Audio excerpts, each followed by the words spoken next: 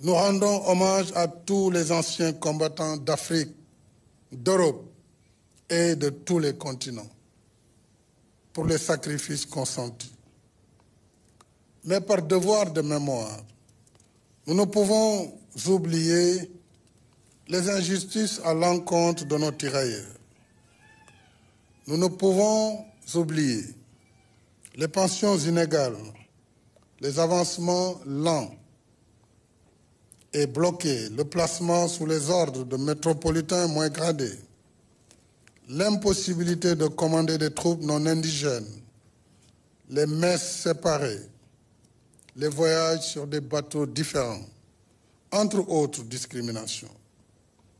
Nous ne pouvons oublier l'horreur des exécutions sommaires au camp de Thiaroye, le 1er décembre 1944. Hélas, c'est cela aussi l'histoire des tirailleurs. Rappeler l'histoire, toute l'histoire, sans trou de mémoire et sans ressentiment, c'est rappeler que les valeurs de paix, de liberté et d'égalité, d'égale dignité sont d'essence universelle parce qu'elles sont attachées à la nature humaine. Ainsi, chers anciens combattants, en vous souhaitant la bienvenue, nous célébrons aujourd'hui une injustice réparée parce que vous pouvez enfin vivre chez vous, en famille, et continuer de percevoir l'intégralité de vos pensions. Ce n'est que justice. Je salue cette mesure du président Emmanuel Macron, une mesure qui va dans le sens de l'histoire. Je l'ai eu au téléphone ce samedi, il m'avait annoncé votre arrivée aujourd'hui. Nous tenons à le remercier pour ce geste.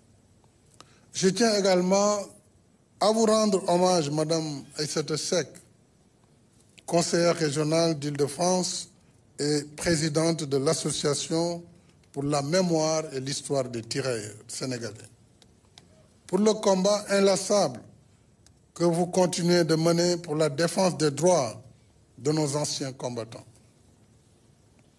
Je rappelle que c'est grâce à votre contribution décisive que les tirailleurs ont pu obtenir la nationalité française.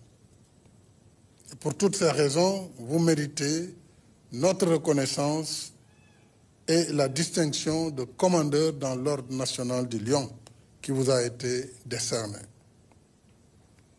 L'histoire de la guerre n'est jamais ordinaire. Elle est rare, dite de façon intégrale.